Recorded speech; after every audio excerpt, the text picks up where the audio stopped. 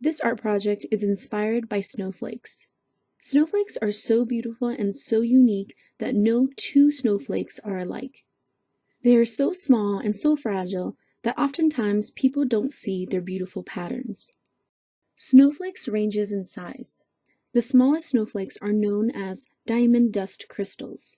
This image shows you the average sizes of snowflakes when compared to a penny.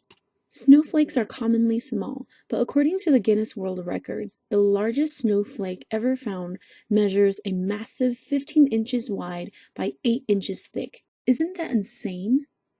Alright, now let's get into the art project. Here are the things that we need.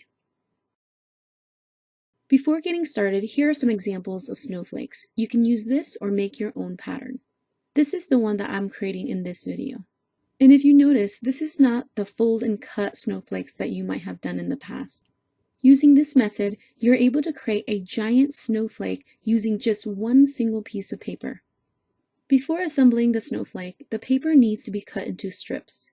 I cut my white printer paper into half the long way and cut those into half-inch strips.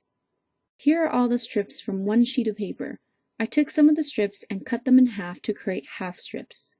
And later on, I will cut these half strips into quarter strips. Here I'm pouring my glue out onto a plastic plate so that it's easier to access instead of using it from the bottle.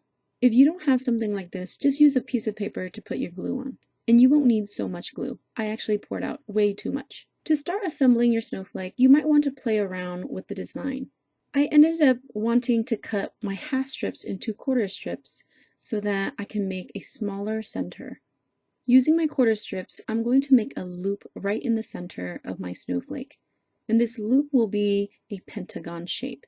As I take my strips, I dip it into the glue and attach it to one another. No two snowflakes will look alike.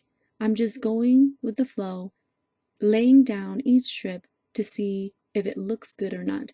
And then once I'm happy with it, I glue it down.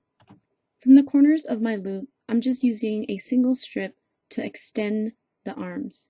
Now that my snowflake is getting wider and bigger, it is harder to dip the strips into the glue. So I'm taking a cotton swab to help me apply the glue on the strip. The longer the arm, the more segments you can add onto each one of them. Here I'm extending my 5 arms with another single strip. With the extended arm, I'm going to take the half strips to create some chevron patterns. I've decided to end this wing with a quarter strip at the tip. Because snowflakes are symmetrical, I'm going to do this all around the wing or the arms of the snowflake. And once you glue all your pieces down, you should have a beautiful giant snowflake. Challenge yourself and see how many snowflake patterns you can make. Then, with all your snowflakes, you can decorate your house. These snowflakes are giant, but they are still very fragile, so be careful when you lift them up. At the end of the video, check where I put my snowflake. Thanks for watching, and I'll see you next time. Bye!